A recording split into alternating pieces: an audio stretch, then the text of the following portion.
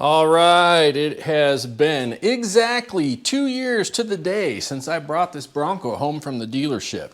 And I figured now would be an opportune time to do the two-year follow-up on owning the Bronco. So I'm going to recap the first year here real quick, and then I'll actually show why I've got the hood open a little bit. There's going to be some mods and stuff I talk about. But so I ordered this, just as a reminder, I ordered this on November 5th, 2021, and I took possession on November 10th, 2022. And today is November 10th, 2024. So 2 years exactly to the day that I brought this baby home. So in December of 2023, I had the lift kit installed, BDS lift kit installed by the Edge Automotive down in Inglewood. I did have one issue with the lift kit. It was on the passenger side front. It wasn't anybody's fault. It was just, for whatever reason, the uniball locked up on the upper control arm. So that was warrantied out, no questions asked. I had the option of taking it back down to the shop, which for me to drive to Inglewood is, depending on traffic, it's over an hour. It can be an hour, it can be 2 hours, or hour and a half. So, 2 to 3 hours round trip for something that I could do in the garage in 45 minutes. So I took care of it, no problem. And it's been absolutely perfect ever since. So the seats in this thing remain extremely comfortable. In fact, let's take you off the tripod here real quick, and we will go into, garage is a mess because I'm getting ready to be out of town. But the seats in this thing remain extremely comfortable. I absolutely love the comfort of the seats, way more than the 2018 Jeep I traded in. Those things were hard as a rock. So one thing to note on these seats is that after you've been driving for about 3 hours, you start to get, what's the right word, swamp ass? So you got to get out and stretch a bit. They are heated, but they're not cooled. And this marine grade vinyl has no perforations in it at all to let any of your steam come out per se, or just, hotness when it's really, really hot outside. So not a huge deal, but it's kind of annoying. So let me get you back in the tripod here. Oops. As I completely knocked the frame out of alignment. So, recap on some issues. And I'll overlay some stuff in here from the last video too. So, pretty quickly after picking this thing up, I went out and played in the snow, and I got stuck. And in the process of getting unstuck, I was back and forth, reverse drive, turning the wheel really hard, mashing on the gas pedal, and ended up freaking this thing out because in the process of my going back and forth in the snow, I actually unplugged a wiring harness that wasn't fully clipped in all the way from the factory. And I have been stuck in the snow since, and it has not ever done it again. So I know for a fact it was unplugged. And it freaked out a ton of stuff on the Bronco. So I actually had to go to the dealer and get them to reset everything because just plugging it back in didn't work. So there was a TSB that they found that addressed the after effect of what had happened, and that was 23-2006. So got that taken care of, everything was good, and it's been completely fine ever since. Rear wiper was bad from the factory. It wouldn't wipe the top of the window off, and I thought for sure that it was a bad spring on that arm, and the dealer just bought a new rear wiper blade, and I felt bad because I could have totally done that. But I was positive that it didn't have enough spring tension, and it's been fine since. So still to this day, the steering wheel does not get hot. In the Power Wagon that I had, in my F-250, that's right there, and in the 2018 Jeep, the 15 didn't have a heated steering wheel, if I remember correctly. But in the 2018 Jeep, those three vehicles would get hot to the point that you would shut it off. This, barely warm. And like I mentioned in the previous video, your hands, your extremities are, probably in the 90s, low 90s, maybe upper 80s. So a steering wheel that only gets to 90 to 95 degrees does not feel hot when you're driving. On a cold morning when you get in and it's 30 degrees and you hit the button, sure, it's going to feel warm for a bit until the cabin temperature comes up. And then it's not, the steering wheel doesn't feel warm anymore. So I'm still, or I should say, I had an issue where the transmission was screaming forward from third to second. And I addressed that also last year. Does your Bronco lurch forward when going down a hill and downshifting from third to second?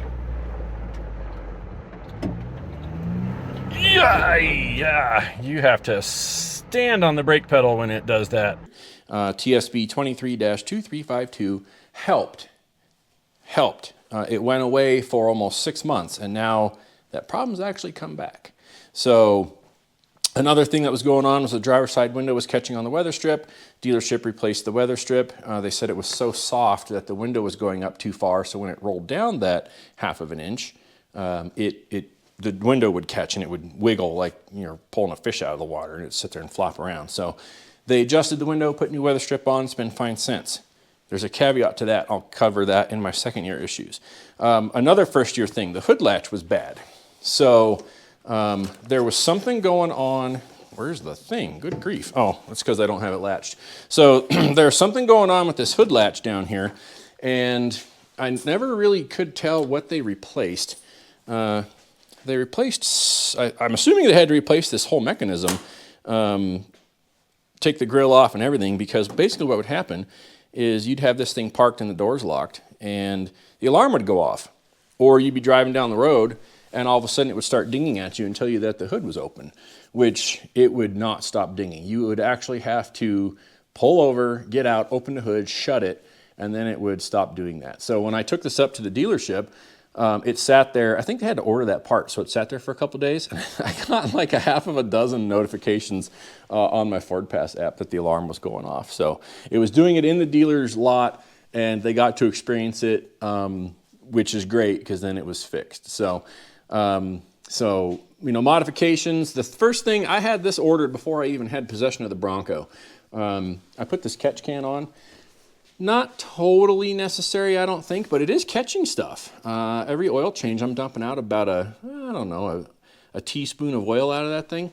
So I just took this crossover tube off, put that catch can on. I have a 500 amp isolator for my winch right here, which is running off the aux switches.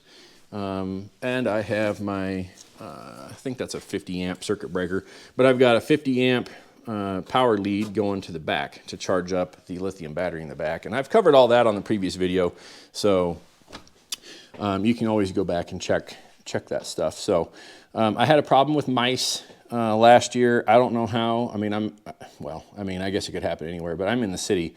So I had mice in my garage, and they were chewing on the Bronco, which was really irritating. They didn't do any actual damage, but I found some wires nicked down in this area for these sensors. Nothing was actually cut through.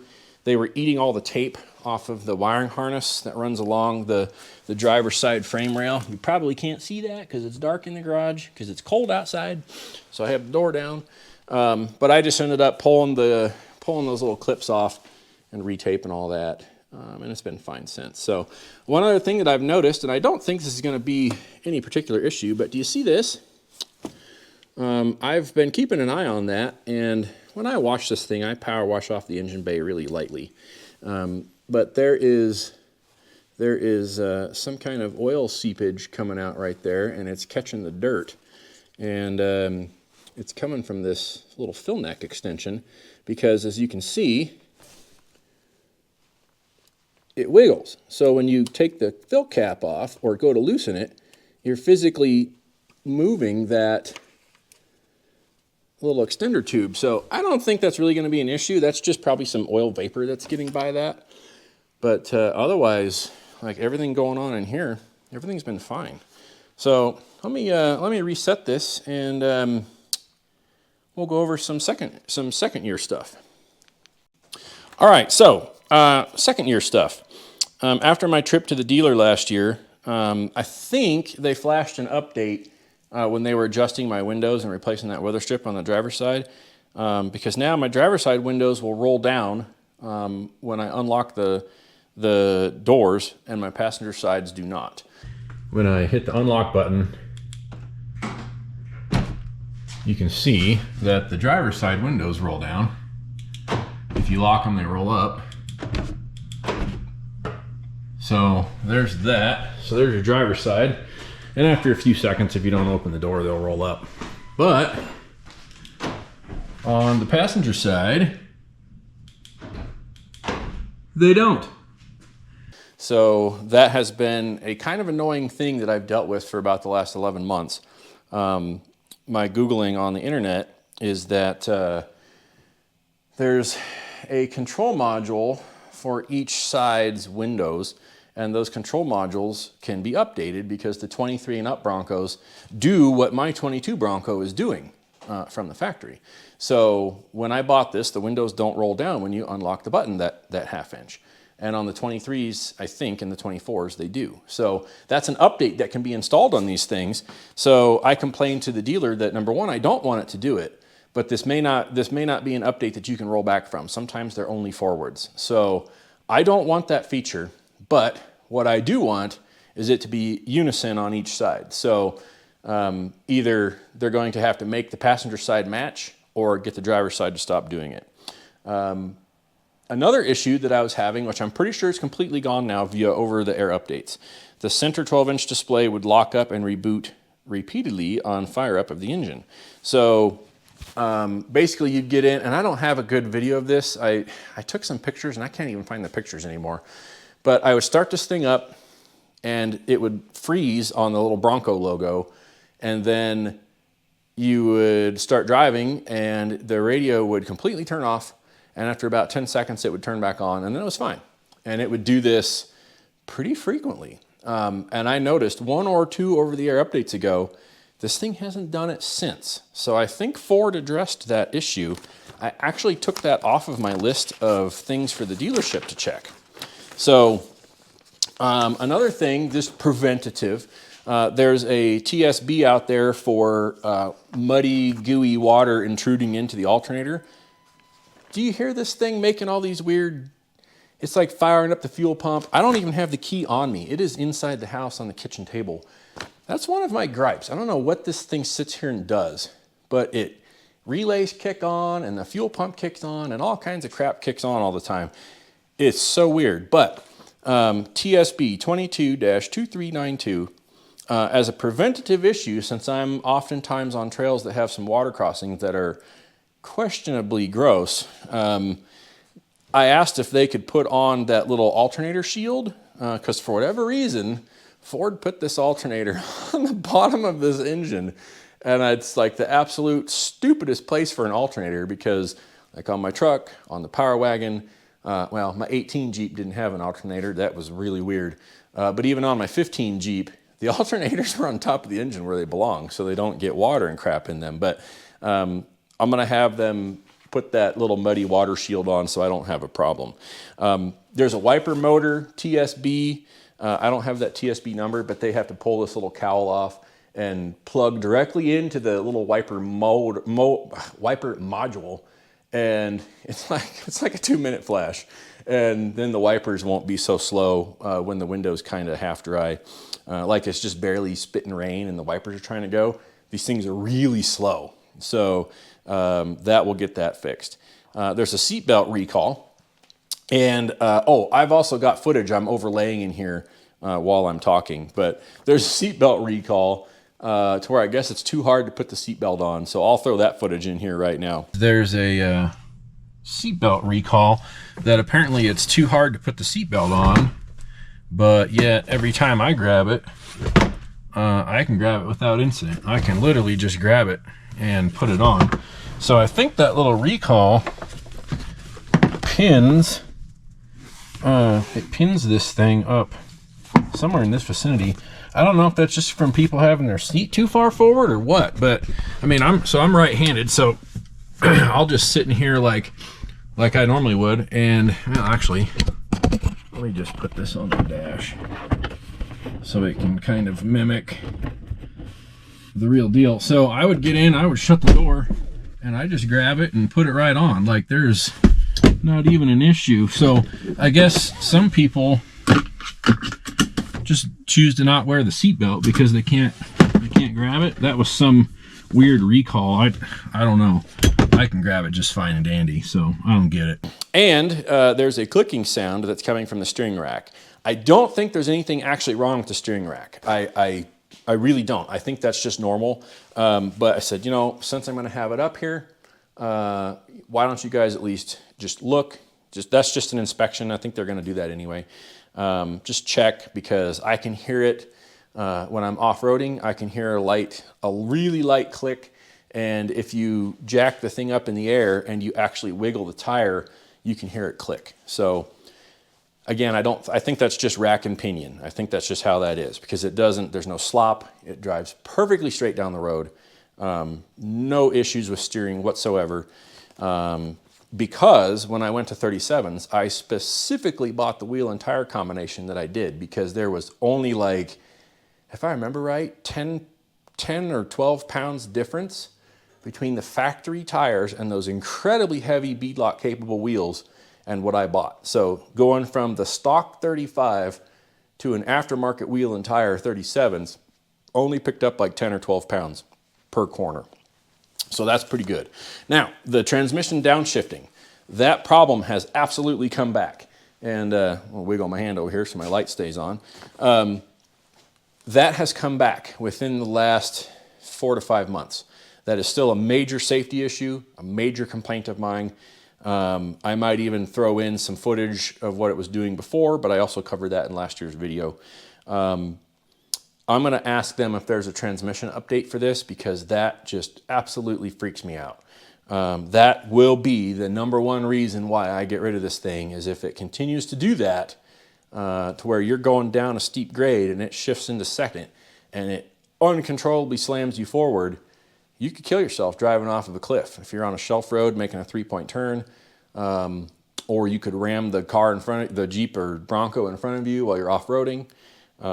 That's a huge safety thing. So imagine, this is one of those weird situations, but imagine your buddy stops on the trail in front of you, gets out, goes to the back, getting a Gatorade or a Coke out of the cooler.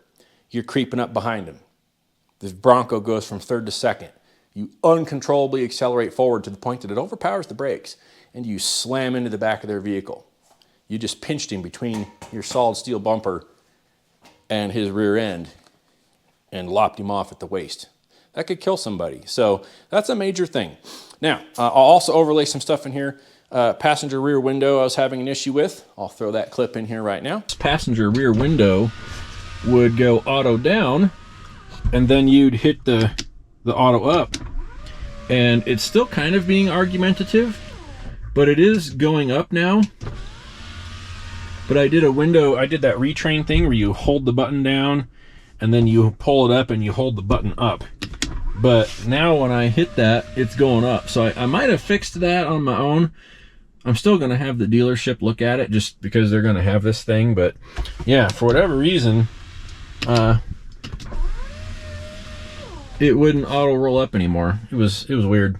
All right, so 2-year impressions. This thing has been absolutely phenomenal. I really, really like this thing. I enjoyed my Jeeps. I really did. I enjoyed my Jeeps, but this thing is sweet. So it's just, the road manners are so much better. The seats, so much better, like I talked about at the beginning. No, it does not flex as good as a Jeep. I will fully admit that. This is not a solid axle vehicle. It will not flex as good as a Jeep. It flexes close to as good as a Jeep, but it does not flex as good as a Jeep. Another thing, I have had some passengers in the back seat. It's been cool outside. Usually it's been some Forest Service personnel when we're out doing some trail stuff. And luckily it's been cool out, but there is no HVAC right here. There's no vents at all. So the backseat passengers in the summertime, it gets hot back here. Like my fridge that's in the back, in fact, well, you may not be able to see it. It's just too dark in here. I don't have the overhead lights set to come on when I open the doors. The fridge works pretty hard in this thing when it's hot outside. So I do wish they had some better HVAC, and I think in the 24s, I believe that's standard now. So I also, let me throw some clips in here that I shot the other day about what I had to do for the lift to get these tires in here. All right, so I mentioned a year ago in my 1 year review, right before I was getting these 37s put on, that I was going to probably have to trim some stuff off. And there was if I can get the camera in there, it's kind of dark. There was a crash bar that stuck way out here. And when I put the 37s on, they were immediately rubbing. So I cut those off. And unfortunately, I had to take my mud flaps off, which has been a real bummer because I have been throwing stuff up into the Bronco. There's tar on this thing, grease and oil, and there's a bunch of chunks missing out of the paint. They don't show up on the camera too much, but there's actually chunks missing out of the paint. And then, of course, all the rocks that go hurling back here, they have actually put indentations into the into the rear tire covers there. This trim piece is all chewed up from rocks hitting it. So there's just been stuff peppering all along here for about the last year. But I had that shop in Inglewood cut off and put that high clearance front kit on there, which has been really awesome. Haven't had any rubbing or anything of any kind. So I mentioned I was also going to go back and have them adjust those rear coilovers because I didn't get quite the. I don't like leveled vehicles, and this thing was leveled. So when you would load up all my heavy stuff in the back was actually lower than the front. But now, let's call this like 40 and it's 40 and 3/8. So 40 and 3/8 in the front, and after they adjusted that rear coil. You can see I'm up to, what is that? We'll call it 40 and a strong half, maybe 5/8, or excuse me, 41 and 5/8. So now, when I load up all my stuff in here, I still have about a 1/2 inch of positive rake in the back. So very, very happy with that. They were leery to go up any further. So what I had them do was, with all of my stuff in the back, I said, get the thing to sit level or about a 1/4 inch of rake high, and then when everything's out, it'll have a normal looking stance driving around town, because it almost had this bulldog look to it when you put your recovery gear and camping gear and stuff in, and I just don't like that. Overall, like I said, this thing has been absolutely phenomenal. Now, the timing, this is just a coincidence, but the timing is working out perfect on this, to where I am actually headed out of state for work. I have to go up to South Dakota for a day and a half-ish, and I am literally, the dealership that I bought this at is, you could throw a rock, don't do that, you could throw a rock at the vehicles on their lot driving up I-25. So they are literally a stone's throw off of I-25. I'm gonna drive right by the dealership tomorrow morning. So I have an appointment scheduled to address some of my second year stuff that I have here. And those issues are very few and far between. So it's nothing majorly mechanical. It's just nitpicky things like the windows, that the one wouldn't roll down, and now it does roll down and up, but I don't know that problem's completely gone. It might be the switch. I don't know. I'll let them check it out. They're pretty confident that they can get this thing dealt with in the basically 2 days. By the time I drop it off, drive that half a day to where I'm going, be there for a whole day, and then that half a day back, they're pretty confident they can get it done. So, but everything that's gone on for the 2023 year, or excuse me, 2024 year, I was reading the TSB number when I said 23, completely just electrical nitpicky things. So this thing's great. Now, I'm going to pause this video, and you noticed in my other clips that I had on a different shirt yesterday. So I am actually going to go get the trailer. A buddy of mine has a nice trailer he's going to let me borrow. I'm going to go get the trailer and get this thing loaded up on it. So for you guys, it'll be a couple seconds. For me, it's going to be about 6 hours. So we will see you then.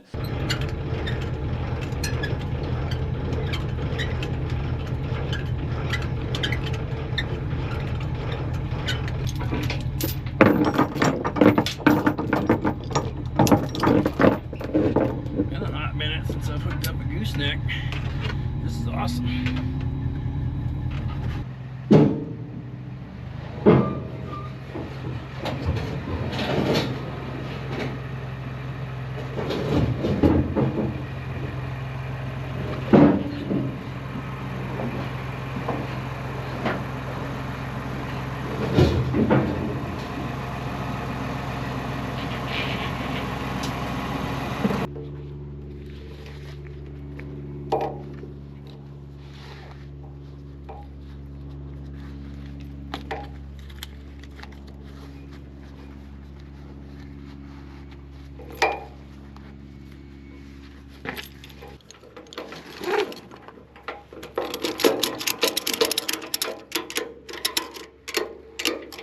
The best dang dealerships in the entire United States are right here in Wheatland, Wyoming.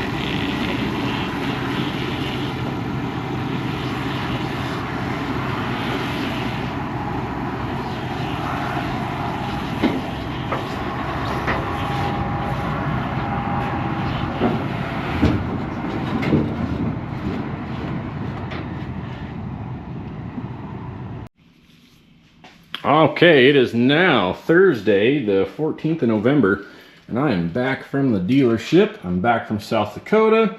Dealership is in Wyoming, but my plan to take a little bit of footage of going up and down the trailer and whatnot, man, I was just done. It was a long day driving, so I just loaded this thing up, came home. I got home in the dark, but now when you unlock the door, the windows don't roll down anymore. So I was really hoping that they could just flash something that, or unflash or whatever, so that way they didn't all roll down. That is actually a feature I do not want, believe it or not. I know some people love it, but that is not something that I want. So now when you open the door, it'll just go down hunky-dory. And they did that little wiper motor update. So now the wipers will actually move quite nicely, no matter what, whether the window's a little damp or not.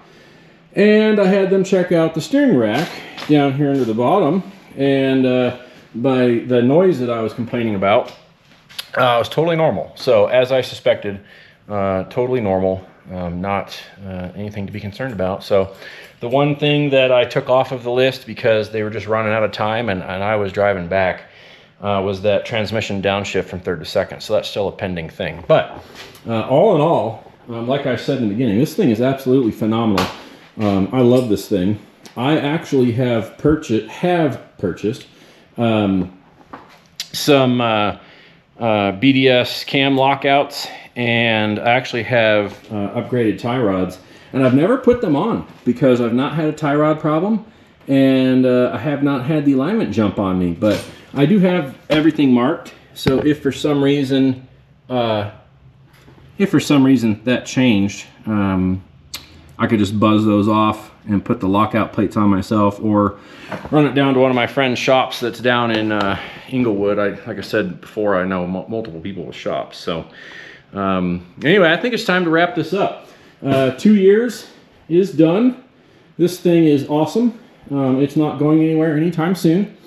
I am keeping a close eye on the Scout harvester.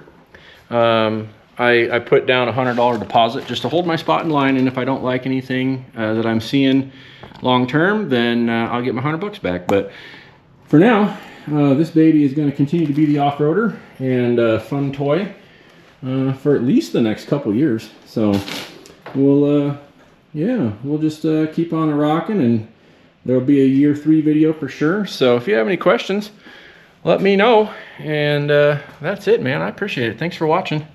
And we'll see you guys later. All right, I forgot one thing. Here's the seatbelt recall. Are you kidding me? Oh my God, it's that little itty bitty piece of plastic. And it moves. Oh my gosh, it's not even like oh, that's dumb. That is dumb. Oh my God. Jesus. Okay, now we'll see you later. Oh my God, that's so stupid.